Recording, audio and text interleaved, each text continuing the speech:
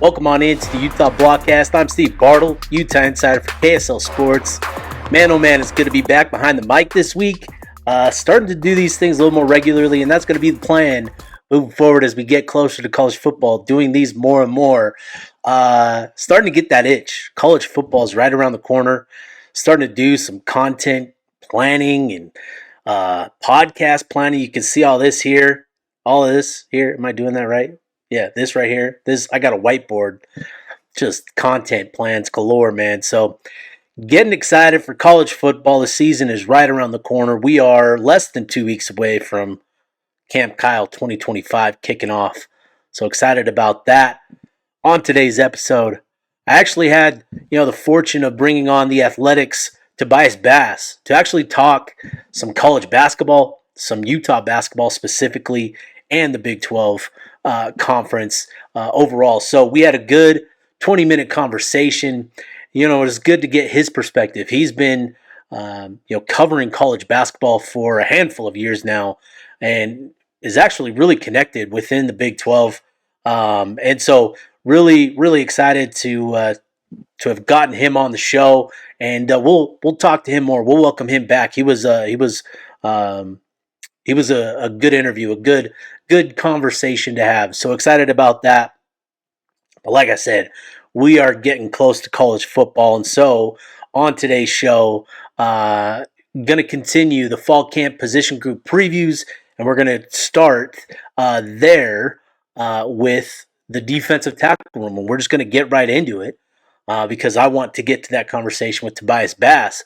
But let's talk defensive tackles and Utah defensive tackles specifically, because this is a very different group.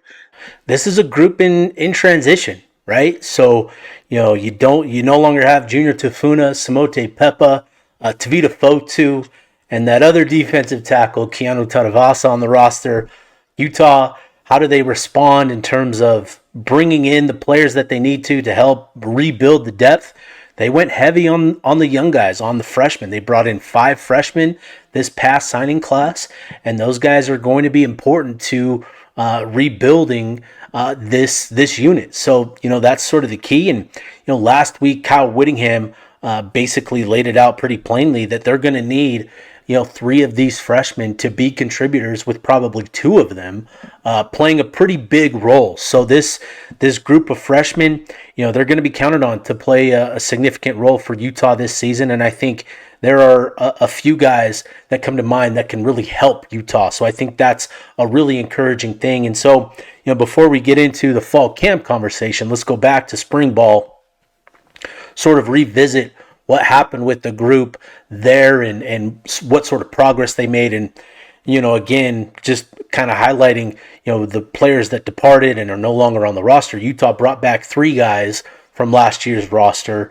Aliki Vamahi, Dallas Vakalahi, and Jonah Leaea, as well as, a couple other guys, Jory Benson and Mike Tautioli, who are walk-ons.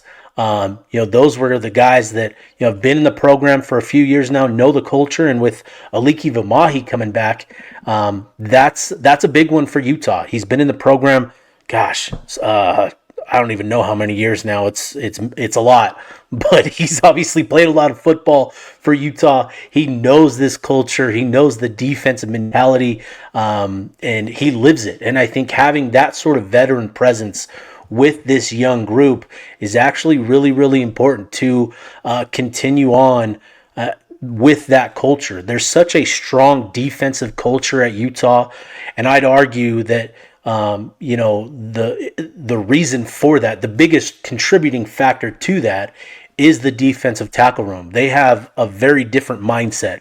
It is all about the other guys. It is about the team first, and those guys live it and breathe it. That is the culture of that defensive tackle room.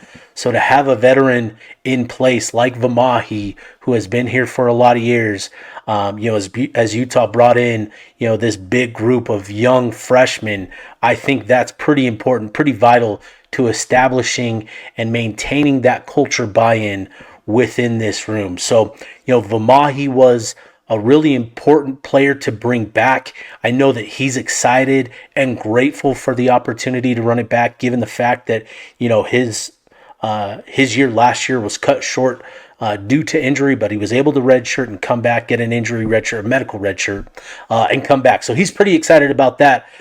I think, but I think everybody is really excited about Dallas Vakalahi. I think he is on the short list of breakout candidates for Utah this season, and for good reason.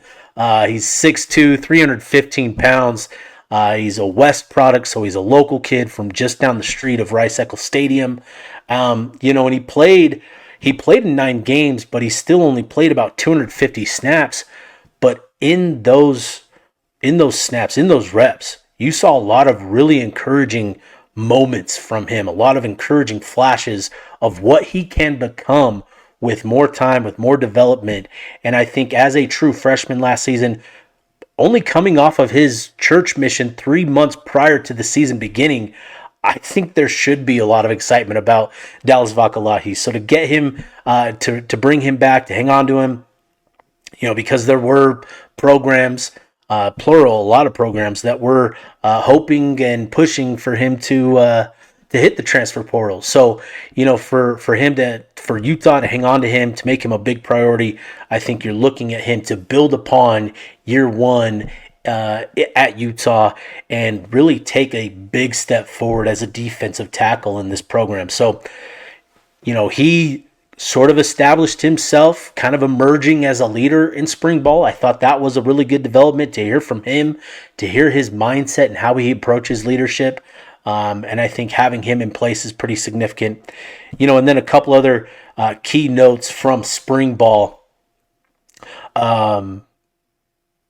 Utah got good development out of Jonah Lea'ea and Mike Tautioli, and a few others, Carson Kafusi as well, who I'm going to talk quite a bit about in this little segment. But for Jonah Lea'ea coming to Utah as a defensive end, a former basketball player, making that conversion to football, coming in as a 230-pounder, he's now up to, I heard from somebody fairly recently that he's now checking in over 290 pounds. That's a big transformation to go through. And yeah, he's been with the program for a number of years, but still, I think that's an important number for him, playing above 290. And, he made physical progress during spring ball. You could see how that benefited him. And Mike Tautioli, he's a former walk-on that was put on scholarship during spring ball. Saw some good things from him. He's kind of similar to Jonah Lea'ea, but he's got a little more size. He's floating right around 300 pounds, but he's got that leaner, more athletic build. But he's a high motor type of player. I think he's worthy of a scholarship, and I think, he'll help contribute to the depth this season based on what we saw from him in spring ball. And then, lastly, Carson Kafusi. Listen, if you've been following me, if you've listened to me wherever I'm talking and people ask about the defensive tackle position, Carson Kafusi has been a name that I've talked about for quite some time as a guy that I think can come in and help things. And seeing where he was at in his game in spring ball, that only helped solidify that outlook in my eyes. So that's sort of what transpired in spring ball. We saw some good development, some leadership develop from Vakalahi. We saw Vamahi's presence, what that meant for the group, having that sort of leader in the room. And then we saw good physical development from some of the other guys. So now looking ahead to fall camp, what are going to be the 3 keys for this defensive tackle room? I think number 1, Utah has to quickly identify who those 3 young guys are going to be. And so just to kind of refresh everybody's mind with that, is Utah's freshman class headlined by Carson Kafusi, who again, talking about him quite a bit, Sione Motuapuaka, who was another early enrollee with Carson Kafusi, Semi Taualonga out of Mater Dei. He's going to be a big name to keep an eye on. And then Pupu Sepulona was the other freshman in the class. And then they also brought in Dylan Battle, a transfer from LSU during the spring portal window. And so when I look at who I think is going to emerge from that group, there are 3 guys that I sort of hone in on, and that's obviously Kafusi. I'm looking at Dylan Battle, given his stature. He's 6'2", 313 pounds, very similar to Dallas Vakalahi.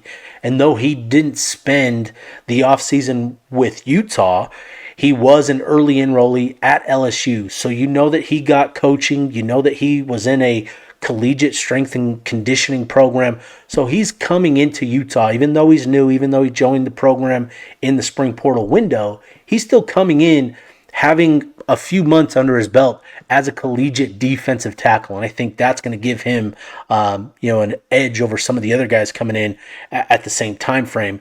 And then the other guy that I think coming in among that summer group is Semi Taulonga. I think he's going to be another player on that short list that I think can contribute in year one. I think the other two, Pupu Sepulona and Sione Motuapuaka, I think those guys are probably more redshirt candidates this season. I think both need to put on some size. Both need to get stronger. Sepulona is making, a move. He's such a dynamic athlete. There's a lot of excitement around his future and potential, but he's got to get his body where it needs to be in order to be competitive in that defensive tackle spot. So again, I look at Kafusi, Battle, and Taulonga as the three young guys who I would put on the short list of guys that I think will emerge as pieces in that defensive tackle rotation. Why is it important for them to identify them quickly? Well, one, you want to get them reps to get them conditioned for the rigors of trench warfare at the collegiate level. And then two, for Coach Ellis, you want to get a feel for your rotations. You want to get a feel for, when guys need a break, who can step up, who can play this role, and that sort of thing. So figuring that out, I think, is going to be a key piece. So that's key number one for me, is quickly identifying who those three young players are going to be that can help contribute to the depth at defensive tackle this season. The number two key for Utah is the physical development of Jonah Lea'ea and Mike Tautioli. Again, both are those leaner athletes, right? Think of Filippo Mokofisi from a few years back. He played a lot next to Lolo Tulele, who had your prototypical defensive tackle build. Mokofisi was sort of that leaner, more athletic type. I think that's what you're seeing in Lea'ea and Tautioli. So still, they both needed to put on, I think, a little bit more weight between, the time spring ball ended and when fall camp will begin. If Lea'ea can get to above 295, I think that would be huge for him. And if Tautioli can get closer to 305, 310, I think that would help him a lot out as well. So, because as we get into fall camp, then it becomes a conversation of maintaining that number. So I think getting to that number prior to fall camp, we'll see where they end up. But I think their physical development is going to be a key for Utah's defensive tackle outlook this season. And if they've made good progress, I think that bodes well for this defensive tackle room. And then the final key for me, and this is more geared towards Coach Ellis and his role in all of this, but I think preparing Dallas Vakalahi for a truly great breakout season is the third biggest and maybe the biggest, most important key piece in terms of the level of play, the standard, but also the ceiling that this group has. I think Dallas Vakalahi, what he showed last year, like I said, in 250 snaps,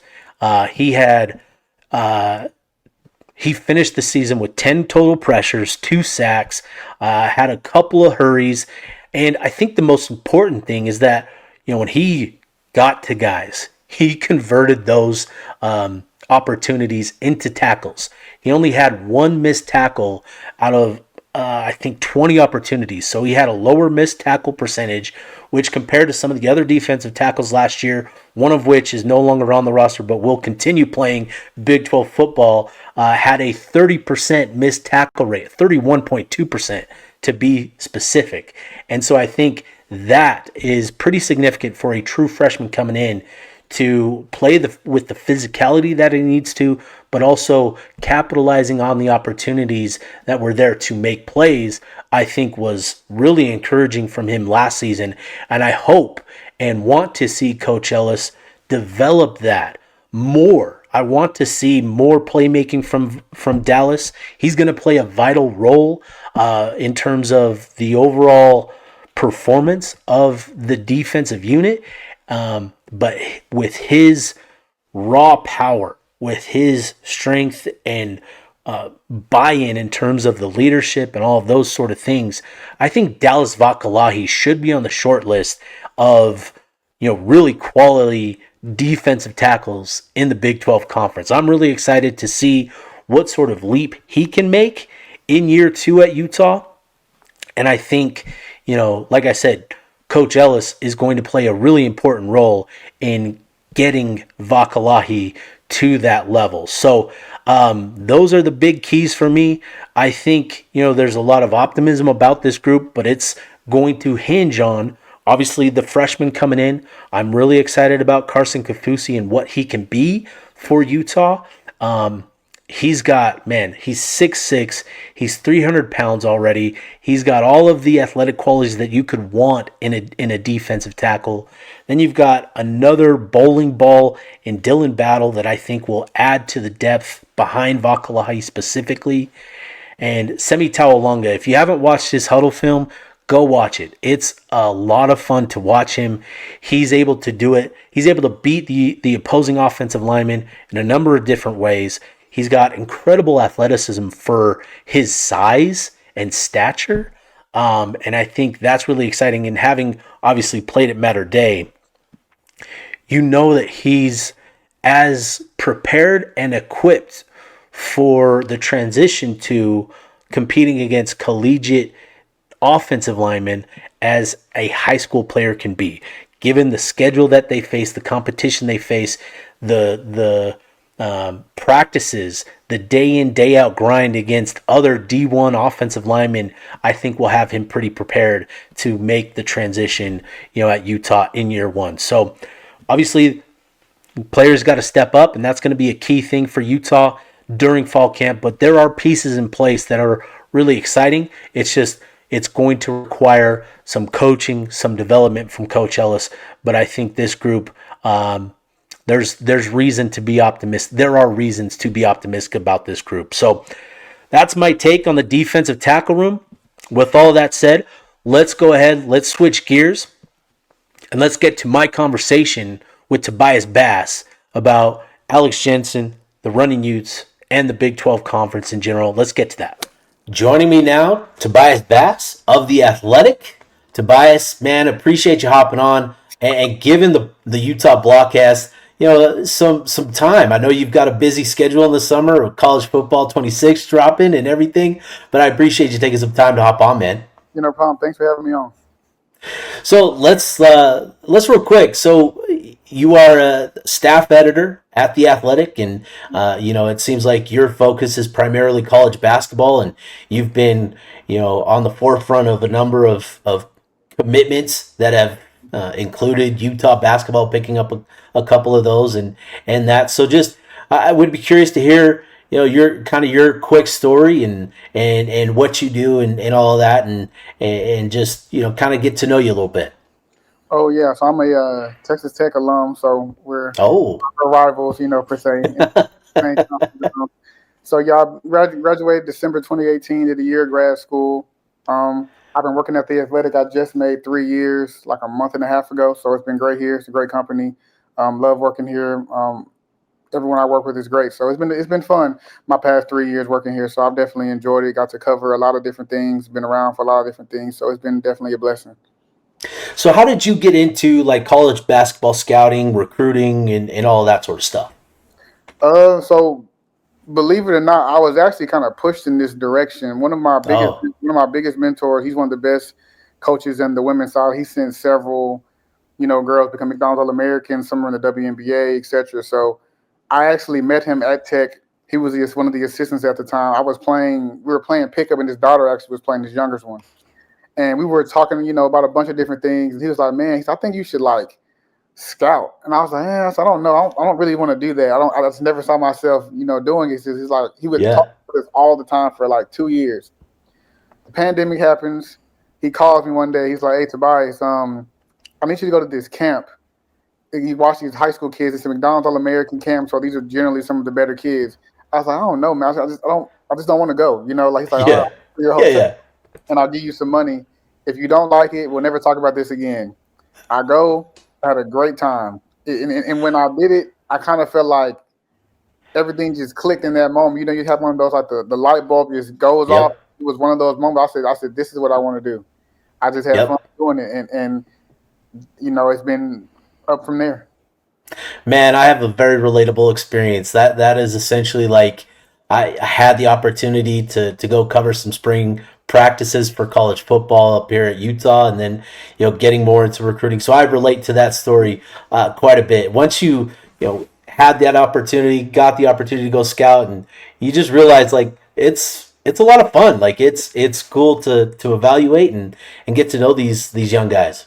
Yeah, it is for sure. And you, like you're seeing, it's not all of them will be pros, but you get to know their story, you Right. know, their family, and then the ones, you know, some of them become pros. It's like, wow, I watched that kid and he was like 15, 16 years old. Now he's a millionaire. You know what I mean? So it's very cool. You know, the draft just happened a couple weeks ago, and like Trey Johnson, I remember watching him. And he was like eighth I was gonna grade, ask. and then like now he's a lottery pick playing for the Wizards. He's gonna have a great career. Liam McNeely, etc. Like it's just Yeah. super cool just to see him grow up. So and it happened so quickly. You know, it's like he wasn't in high school that long Yep. ago, but I'm happy for those guys.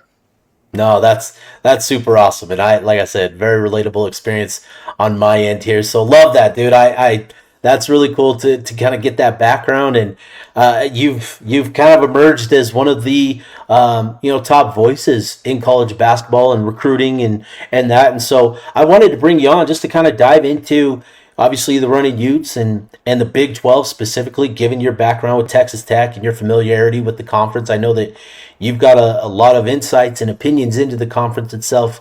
And so just that's a big reason why I wanted to bring you on. And so obviously this is a new era for Utah basketball and the Runnin Utes, and as they've welcomed back Alex Jensen to be the new head coach of the program, and so let's start there with Alex Jensen. When that news came down that Utah was hiring, Coach Jensen, what were your initial thoughts and reaction to that hiring? I thought it was a good hire. You know, I think basketball is better when Utah's good. They've had success in the past in the last decade or so. So I think he can probably definitely fix it. I think he brought in some really good people on his staff. Um, I think that he'll be able to fix it. It's going to take some time. The fans will have to be patient, but I do think he has the right people in place, though. And he brought in some good players that have multiple years of eligibility. So I think that they do have a chance to be good in the near future. Yeah, so let's dive into the staff. So his first hire staff addition was Coach Rafael Chilius, who you look at his pedigree and his background, his resume. Man, he's got an impressive resume as a recruiter specifically. When you saw that move, to me that was an eye opening move, one that was not on my radar at all until it became pretty clear that that's who the first hire was going to be. Just given there wasn't a lot of connections, or at least well known connections between Jensen and Chilius, but be curious like your thoughts on that hire specifically and what that could potentially mean for Utah on the recruiting trail.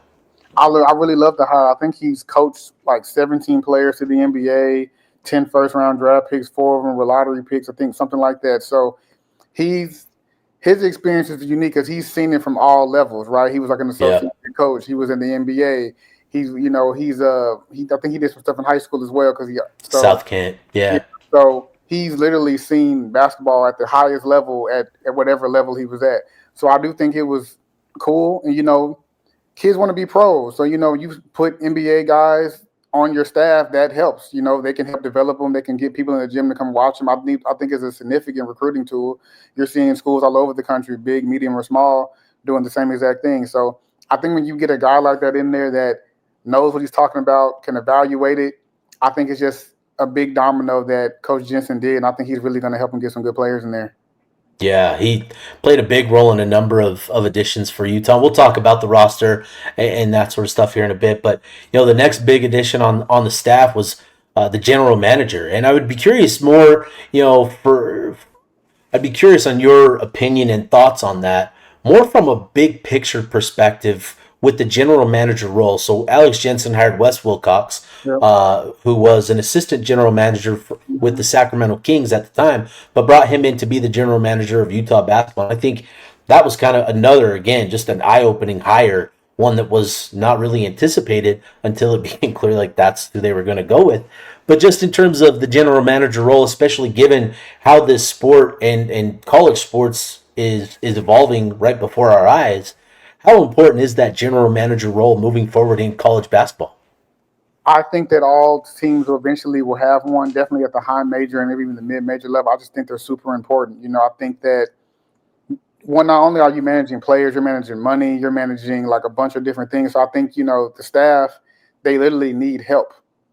Tech did Yeah, it. Tech did it. I mean, I think Buff, he's one of the best. I think he's one of the best GMs in the country. I don't say that by. I really do. What he's done in 2 seasons, I think it's hard to disagree. You have several other good ones.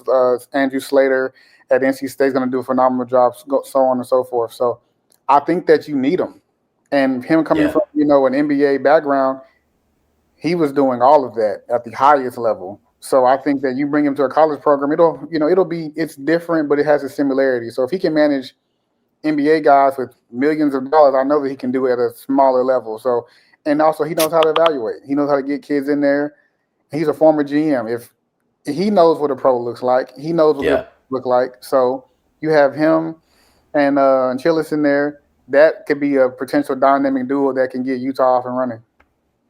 Yeah, and that was really, I mean, you said it there. Like, I think that's why Coach Jensen, made those two specifically his first two hires, with his new staff, because I do think, given Coach Chilius' relationships, his history, and past connections, that played a role in who they were able to go after, and then with Wes Wilcox's experience as a general manager and his experience in negotiations, I think that played a role in who they landed as well. So um, that's going to be interesting. So let's dive into the roster and some of the additions that Utah made. Obviously, it starts with who they brought back from that roster, and let's start with actually with Keanu Dawes and how important he's going to be for Utah this season.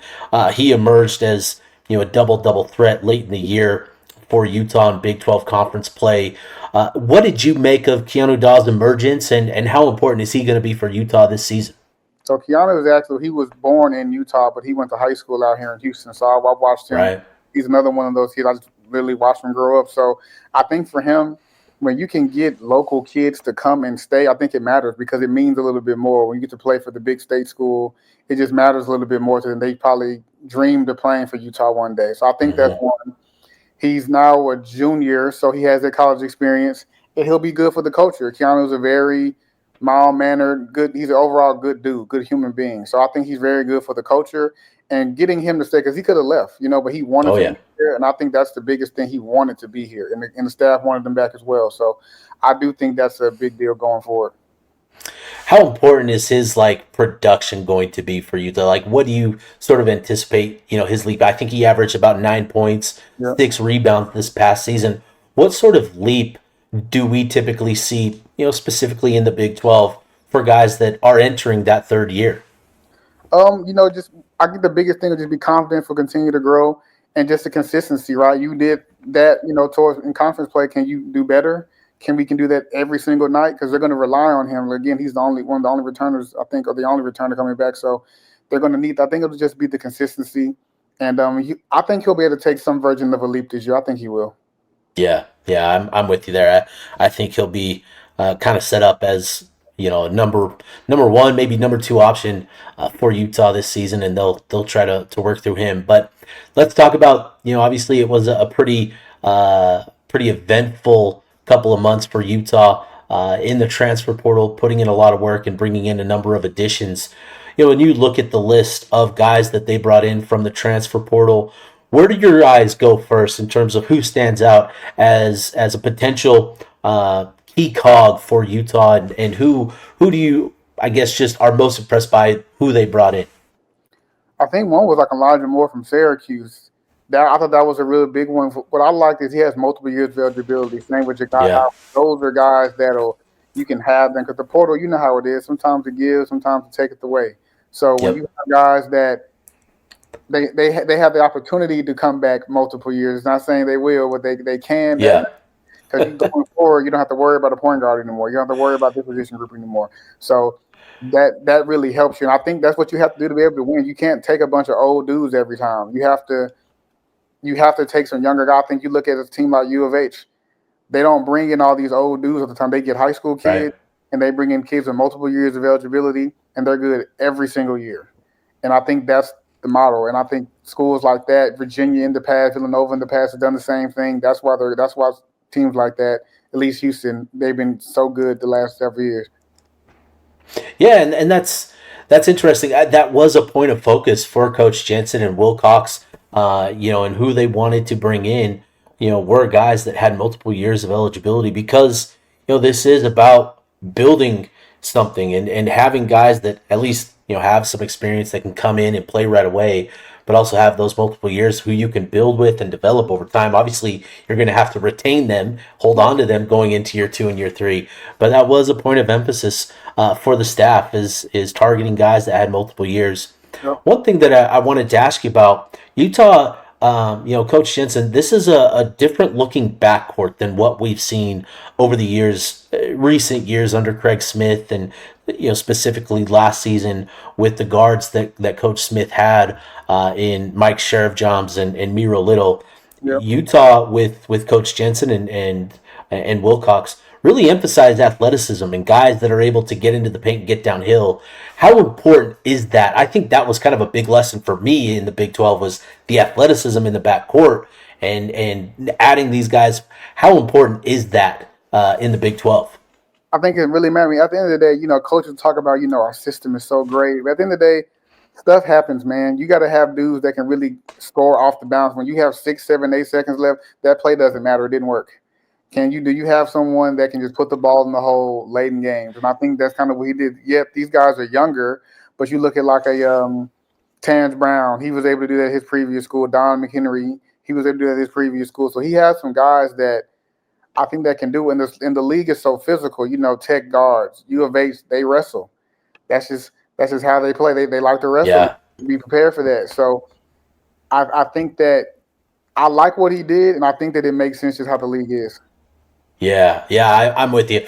Watching Texas Tech and watching Houston, Yeah, two of the more athletic, more defensive minded programs yeah, in the league. It was, man, it was tough to watch. Obviously, with Utah being on the other side of the ball, but yeah, it was for a basketball junkie, like it was really it was beautiful to watch. Just their defensive effort, their defensive rotations, their attention to detail, and the athleticism that they have on that end of the floor really shined. And so I think Utah leaning into that more is something that should bode well for them. At least better fit the conference as a whole. yeah. I think so. Then I think just too, the coaching is phenomenal in the league. I mean, there's so many Yeah, really good coaches. They've coached at other places. They've been very successful. So nothing's going to get past these guys. So at the end of the day, you're going to need some players. You're going to need guys that can just kind of go off script sometimes, just be able to do what they're able to do. So, and I think the league this year specifically, there's a lot of young talent in this league. I don't know if I've seen it this way with like collectively as a group. I don't know if I've seen it like this before. So it's definitely going to be an interesting year. yeah, and we're gonna get to the Big 12 here in a bit, but just last one on Utah. In a genuine rebuild like this, where essentially it's been torn down to the foundation, and Alex Jensen is basically rebuilding it from ground zero.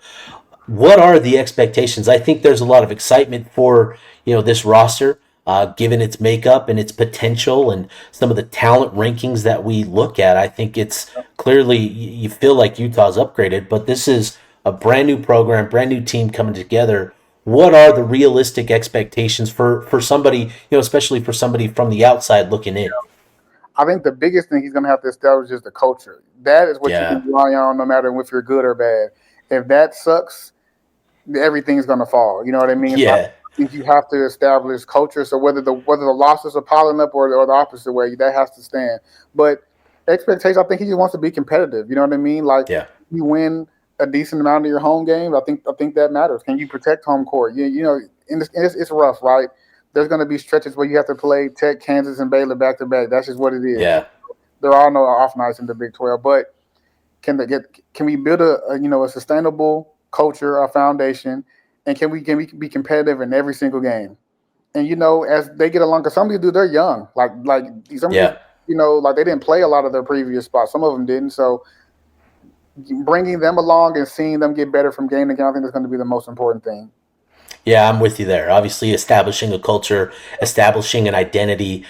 Yeah, I said that this last question was the last one, but how important is that in recruiting? Having an identity and a culture. How important is that for coaches to point to? As they're recruiting top prospects. Yeah, I mean, it's who you are, right? And at the end of the day, Yeah. if I'm recruiting a kid, he needs to know who you guys are, even when you're good or you're bad. I'll give you an example in different level, but the Spurs, even when they're bad, you never hear anything crazy. Culture, respect. Yeah. There's been seasons. I mean, they picked in the top 5 or 6 how many years in a row, but you never hear anything bad. So it's that. So you can sell that aspect to a prospect when he comes into Utah because you have the facilities, you have the great league, you have good personnel. Who are you? And can we sell that and can we build upon it? Then I think you have to recruit those type of kids. Right. Know who your identity is and recruit that. I know, Jay Wright would do this when he was back then. Tony Bennett, they didn't recruit all. They had a certain specific niche and they stuck to that. They didn't deviate too much outside of it. So, and Jensen will do that. He'll be able to Yeah. find it with his staff. But once he gets that in place, I think they'll be off the running. Yeah, I think that is something we had the opportunity to talk with Coach Jensen Wilcox, in a kind of a unique setting, and that is something that they talked about is the importance of culture, and that is something that they've wanted to establish in their initial recruiting efforts and bringing these guys in on official visits. So I do think that is a major point of emphasis for them. So with that, let's take a step back and take a bigger picture view of the Big 12 and what you think of the league going into the 25-26 season. How do you think this conference is shaping up? It looks like the conference has a number of contenders, but how do you view this conference? I think it'll be one of the best basketball conferences. I know the SEC took the crown last year, but over the last few years, I think it's generally either been the Big 12 or the ACC. I think that the Big 12 it has a chance to be, if not one, definitely two, the second best conference in the country this year. And like I was saying earlier, there's a lot of young talent in this league. I think 10 Yeah. of the top 24 prospects in the country, incoming freshmen, are in this league. 16 of the top 100 are in the Big 12. So that's Amazing. I don't think I've seen that. I mean, to be honest, you could 2 of the top 4 draft picks will probably be in this league, and Darren Peterson and Devanza. So I just think there's a lot of talent. Houston has a ton of it. Tech brought a bunch of guys back. Even like Baylor, they have to refill their entire roster, but you bring in a McDonald's All-American Tunde from California, and you bring in some kids that really can play. So I think this league's going to be loaded, and we'll see, but this may be one of the deeper, like it's always been deep, but I think like the worst team in this league, they may pop Kansas. They're capable. So Yeah. it's a very deep league this year. So let's talk about those incoming freshmen. I just looked and they've got 8 of the top 20 prospects according to 24/7 Sports Yeah. joining the league this season, and it's pretty evenly split among a handful of programs with obviously BYU, Kansas represented, but Arizona, Baylor, and Houston represented pretty well in that top 20 with a number of top prospects, 3 top 10 prospects coming into the league. How do you view? I think there's obviously a lot of talk around AJ DeBonsa and Darren Patterson. How do you view the incoming talent coming into this league, and who do you think sort of emerges as a potential? I shouldn't say potential. These are going to be impact players. Who do you think sets themselves apart among that group? You told me to take out Peterson and Debansa.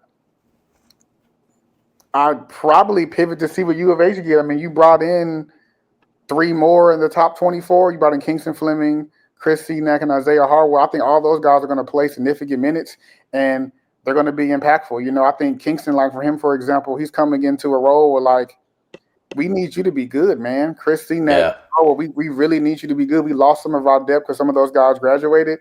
Mm-hmm.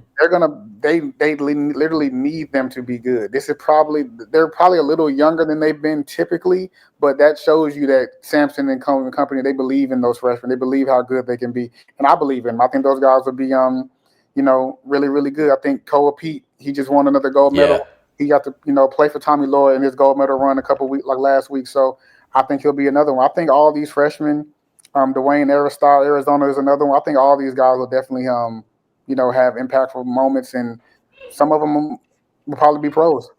Yeah. No, I'm with you there. There's a number of options, even beyond the top two guys. And I'd be curious. I had a conversation with the BYU insider at KSL Sports, Mitch Harper, coworker of mine, basically, and we had an interesting conversation this week at Big 12 Media Days about DeBence and Patterson and who could potentially emerge as the freshman of the year. Obviously, there's a lot of talk around DeBence and what he's done. But I think Patterson is probably, and Mitch Harper agreed, Patterson is probably set up to come in and be the guy more so than DeBance this season. How do you see those two kind of playing things out this year? Yeah, I think so, and I think what Kansas has done. He really lets his guards go, and it's just the perfect Yeah. for a player like him. So I think he'll just schematically, he'll just really really thrive. Where like the Bancer, and he's obviously really good. You have Saunders. They brought a couple other couple guys at the back, so it'll help him as well. So because they have like probably a little bit better chemistry because some of their key guys came back. So I agree. I do think Peterson is set up to thrive in that way. But one I didn't even bring him up is Sean Abiv at Cincinnati. That kid can really, Oh really yeah. he can really really play. He can score at will. He's another sneaky one. Like if you see him at some point you're seeing like multiple 20 balls, I could definitely see that for him. That kid really can play. Man, that's a good name to bring up. Yeah. Yeah, that's another one. The number 22 player in the class. Again, just speaking to the talent coming into this league, there are a number of guys that in the top 22 that are committed to Big 12 programs. And then the last one I'll bring up, because there's just so much talent, is Caden Edwards. He's at TCU. He's going to play a lot. He's just speed, feel, can really, really score the ball. He's one that, like, in a couple of years, I think he's a kid he may, like, lead that conference in scoring, like, in a couple of years. He can really play, and he's going to play a lot. I think I've talked to some of the staffers, like, he's going to play. Like, they're not going to be good without him. So that tells you, and they say from day one, he earned the respect of his teammates. Sometimes they have to get him to calm down because he's so he's just so amped up and ready to go. So Yeah. impressive for a true freshman, only be on campus a month or two, but then have that type of respect already. All right, and then last one, and we'll get you out of here with this. But how do you view the Big 12 in terms of the contenders? Who do you think has the best chance? Obviously, Houston returning what they returned, BYU and them. But how do you view the league in terms of who are the contenders and not necessarily pretenders, but the guys, the programs behind those top tier programs? Yeah, I think you named them. BYU will be good. I think U of H should probably be the favorite. I really like with Tech Dig. I mean, you bring back the Player of the Year, Christian Anderson. He's ready to take off. I don't know if you watched him at the U19s, but I did. He's good. Yeah, you could argue he might have been the best guard in the whole thing. You know what I mean? I think he may be an NBA player one day. So Yeah. they brought good players, Lawan Watts, Donovan Atwell. They're going to want to shoot the three ball. So I do think Tech is definitely right in that mix somewhere.